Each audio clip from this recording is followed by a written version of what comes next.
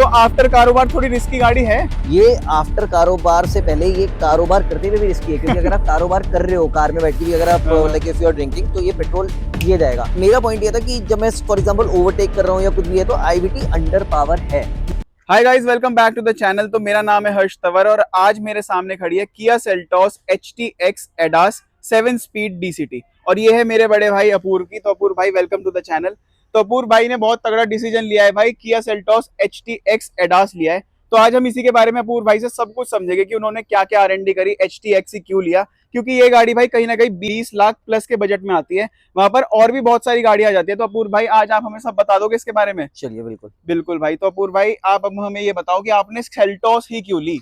यार, मैं और भी ब्रांड्स देख कर आया, बट जो फीचर्स जो किया प्रोवाइड कर रहा था वो मुझे और ब्रांड्स में नहीं मिल रहे थे। फॉर एग्जांपल, जैसे कि मेरा जो सबसे बड़ा जो कंसर्न है, like in the society in which I live, वहाँ पे मेरा पार्किंग एक बहुत बड़ा कंसर्न है। तो आई वाज लुकिंग फॉर समथिंग कि मुझे एडास टाइप फीचर मिले, एंड किया सेल्टॉस में जो HTX जो है आपका स्पेसिफिकली, वो आपको जो 360 डिग्री कैमरा है वो आपको मिलते ही सिर्फ HTX में है, और वो भी ऑटोमेटिक में। ये रहा आपका 360 डिग्री पार्किंग कैमरा, जिसके बारे में भाई बात कर रहे हैं। तो बेसिकली होता क्या है कि जब मैं पार्किंग में बैक और वो करता हूँ, तो मुझे 360 डिग्री व्यू चाहिए, क्योंकि लास्ट जो मेरी जो कार थी उसके पिलर्स पे काफी इंपैक्ट आया। तो उसकी वजह से मेरी उसका जो टेयर का जो कॉस्ट होता था वो मेरा बढ़ रहा था।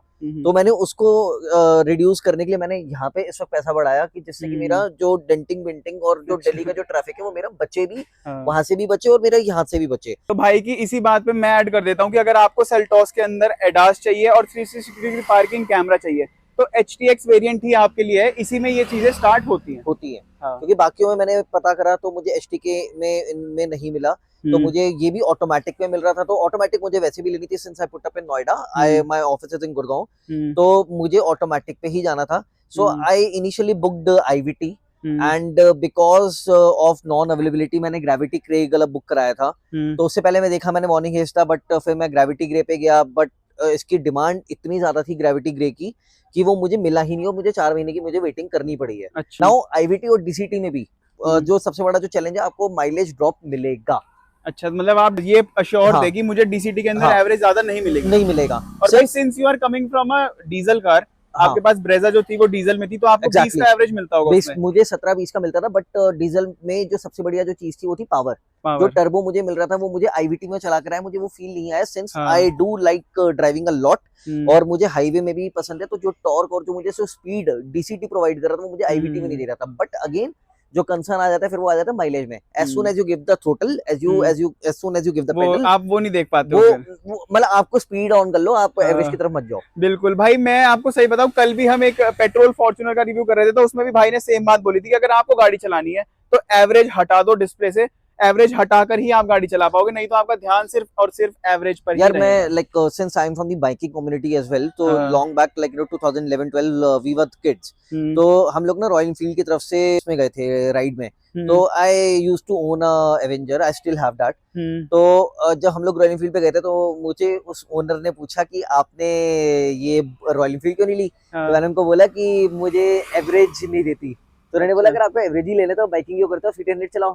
तो उसने आपका माइंडसेट चेंज कर दिया। तो if you want performance and if you want heaviness, जैसे आप शीट देखो फॉर एग्जांपल, मैं आपको ये 5 स्टार एनकैप रेटिंग में आई हुई है, तो अगर आप इसकी शीट देखोगे और मारुति में कंपेयर करोगे, there is a lot of difference. तो भाई जैसे मारुति के कस्टमर्स अक्सर मारुति में ही जाते हैं, आप क्यों नहीं गए? मारुति, मैं खुद मारुति में था, तो रीजन ये था कि आप उसकी जो शीट है ना, वो जो हमारा 1 रुपए का सिक्का, मतलब बिल्ड क्वालिटी खत्म है, कुछ भी बिल्ड क्वालिटी नहीं है। और अब जो गाड़ी आ रही है जैसे विक्टोरियस आ रही है, मुझे जो सबसे बढ़िया जो बिल्ड क्वालिटी मिली और जो मुझे देखने को मिली, जो टक्कर की थी इसकी, वो ई-विटारा में थी। मैं ई-विटारा भी देख कर आया, अमेजिंग कार।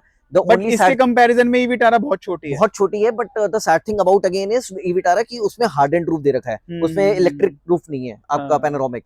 तो मैंने उस वजह से नहीं किया, since I am a roof lover. मतलब आपको फीचर लोडेड गाड़ी चाहिए थी, और ये तो ऑब्वियस है आज की डेट में कि अगर आपको फीचर चाहिए तो किया ही देता है। Since electric future is also very unpredictable right now, I wanted to go for petrol, but ethanol mixing का भी है, तो like there are lot of concern and things. तो अभी आप इस गाड़ी के अंदर कौन सा फ्यूल डलवा रहे हो? मैं E20 डला रहा हूँ, and this is E20 compatible, and मैं साथ में एड ऑन में कुछ साइकिल्स में देता रहता हूँ।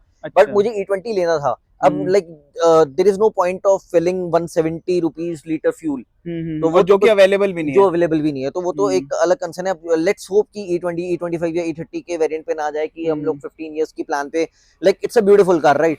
So if one is purchasing it, right, spending 20 lakh और 23 lakh rupees, so it's for long term, at least 10 years तो प्लस देखेगा इंसान। तो कितने की पड़ी आपको ये ऑन रोड? यार आई थिंक इट्स 2250 और समथिंग, लाइक मैंने 22.5 लाख रुपए की पड़ी, 22.5 लाख रुपए की पड़ी। तो मतलब 22.5 लाख रुपए आपने खर्च करे, तो आपको मन में ये नहीं आया कि यार मैं GTX ले लूं क्या? यार मुझे GTX इसलिए नहीं जाना था क्योंकि वो टॉप एंड हो रहा था, मुझे सारे जो फीचर्स थे वो STX में ऑलरेडी आ रहे थे। GTX में और इसमें डिफरेंस क्या है ना गाइस, अगर मैं आपको ऊपर ऊपर से बताऊं तो उसके ये हेडलाइट चेंज है और नीचे का जो बम्पर है ये चेंज है।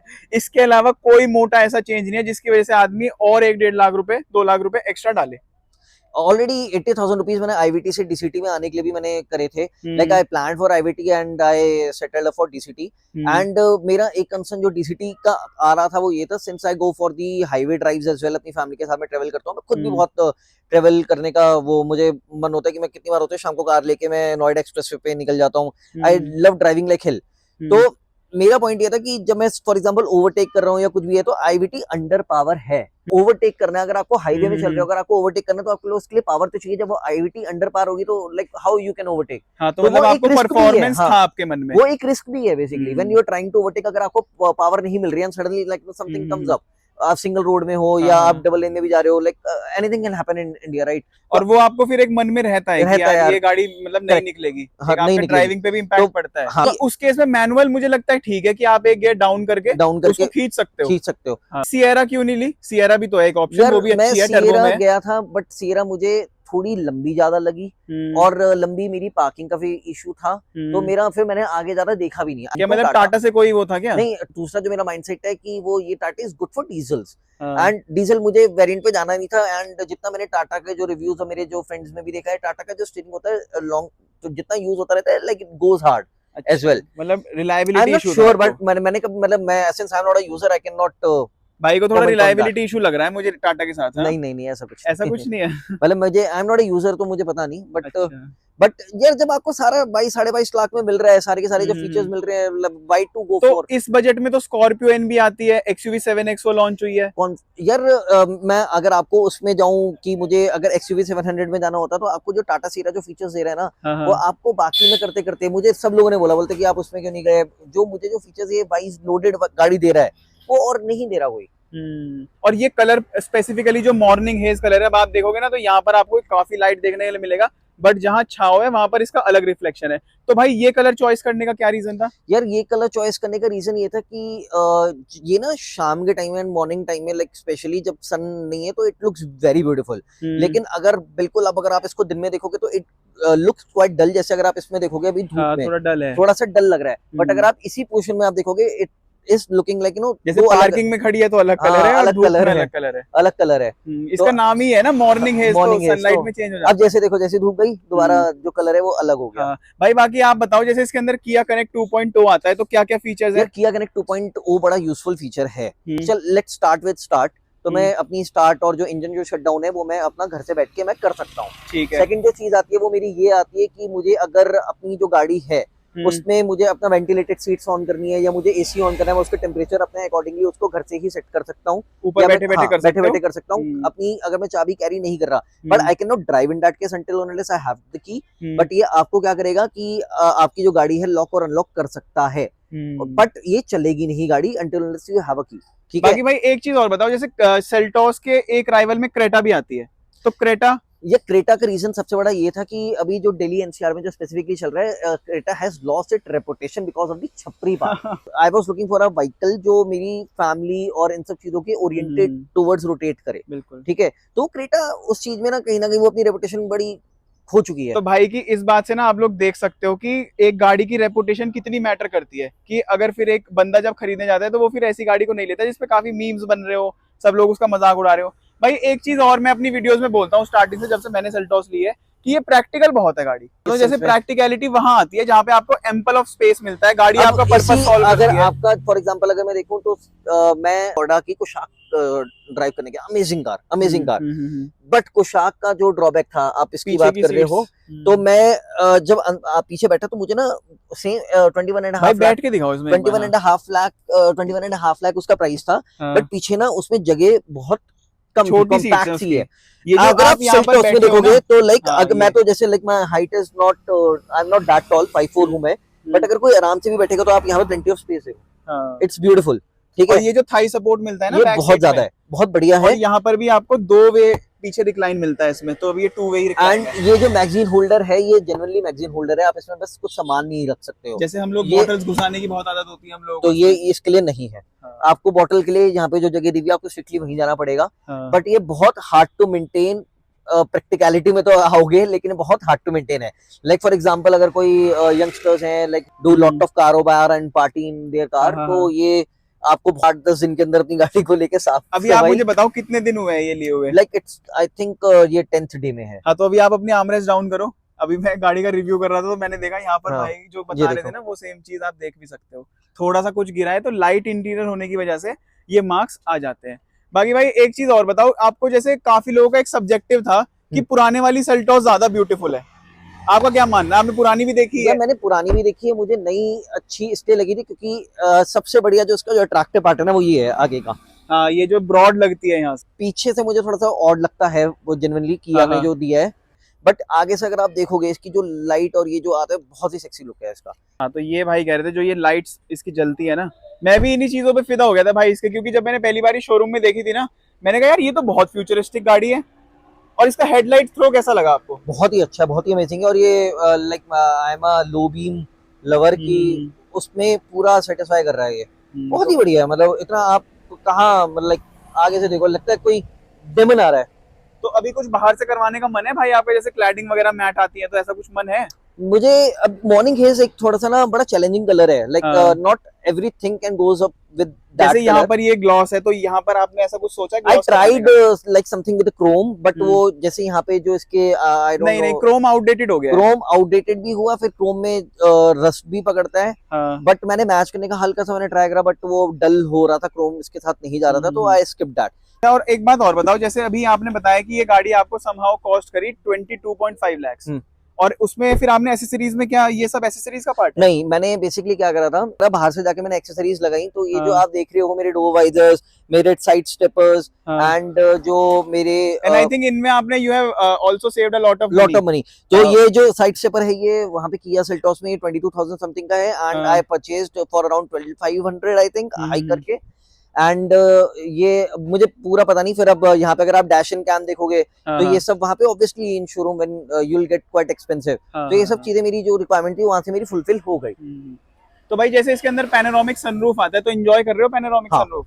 I think driver come enjoy करता है, लेकिन को पैसेंजर अब या तो टर्बो एंजॉय करोगे या यहाँ सनरूफ एंजॉय करोगे। करेक्ट, क्योंकि ऑब्वियसली आप ना थोड़ा आगे की तरफ टिल्ट ज्यादा होते हो, तो पीछे की तरफ में हाँ। आपको जो पैनोरामिक जो और आपको वो एंजॉय फिर करना है, डिस्ट्रैक्शन भी है एक। डिस्ट्रैक्शन तो ड्राइव के टाइम पे ड्राइव, जब पीछे बैठे हो कारोबार कर रहे हो तो फिर सनरूफ। सनरूफ। भाई एक बात और बताओ यार, जैसे ये टर्बो डीसीटी है, इसके अंदर गाइस आपको 250 न्यूटन मीटर का टॉर्क मिलता है, to be specific 253 newton metre का। तो आफ्टर कारोबार थोड़ी रिस्की गाड़ी है। ये आफ्टर कारोबार से पहले ये कारोबार करते हुए भी रिस्की है, क्योंकि अगर आप कारोबार कर रहे हो कार में बैठ के भी, अगर आप हाँ। Like if you are drinking, तो ये पेट्रोल ये जाएगा। लाइक अच्छा। फॉर एग्जांपल 2 days अगो हाँ, NH24 पहुंचने में मुझे 1.5 घंटा लगा, and I was going down to Mayurhar, हाँ। तो मुझे वो 12 किलोमीटर मैंने ट्रेवल करा 2.5 घंटे में।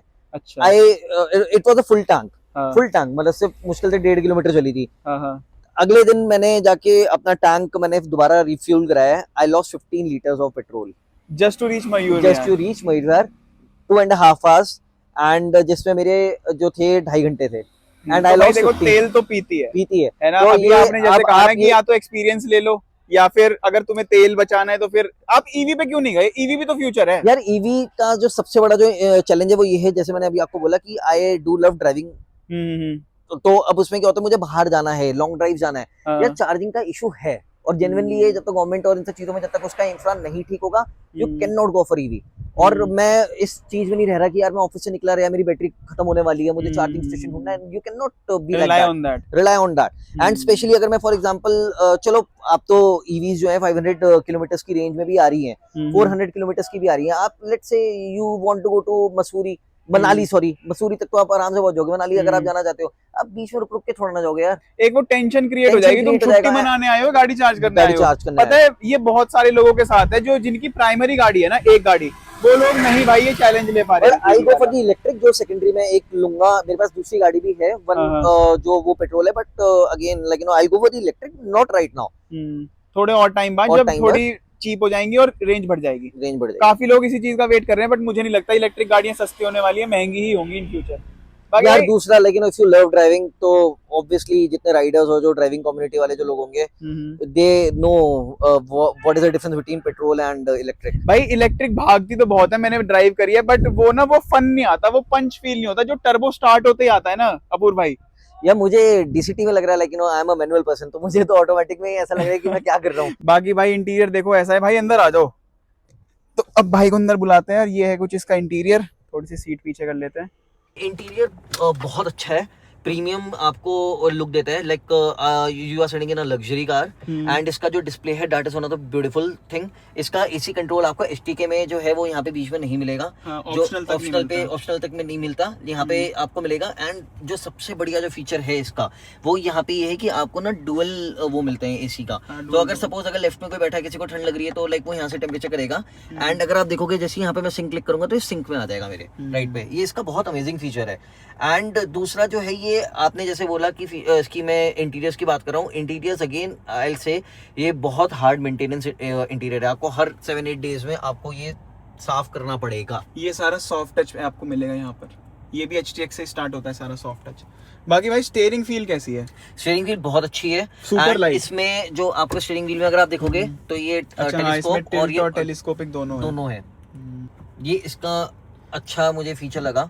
And electric seats is something to go for, क्योंकि थोड़ा स्लो है वो, थोड़ी अभी आदत नहीं है लाइक वी। बाकी भाई यहाँ पर आपको ना वेंटिलेटेड सीट्स भी मिल जाती है, तो भाई वेंटिलेटेड सीट्स एंजॉय कर रहे हो? हाँ, ventilated seats is a need, क्योंकि मैं गुड़गांव से कितनी बार होते हैं जब हम लोग निकल रहे हैं या यहाँ से गुड़गांव जा रहे हैं, तो भारी गर्मी में ना लाइक यू स्वेट।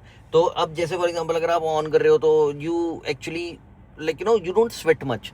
एंड बढ़िया एसी इसमें चीज में, सबसे जितने मेरे फ्रेंड्स को मैंने दिखाया सबने यही बोला कि वेंटिलेटेड सीट अमेजिंग है। अब बाहर से एक्सेसरीज में हम लोग पता कर रहे हैं तो वो नहीं मिल पाती भाई, नहीं मिल पाती भाई। और एक चीज और, जैसे अभी स्टार्ट करिए ना तो इंजन की साउंड ही अलग है डीसीटी की, मतलब मजा आता है, जैसे आपको ना गाड़ी डीजल वाली ही फील देती है कुछ कुछ।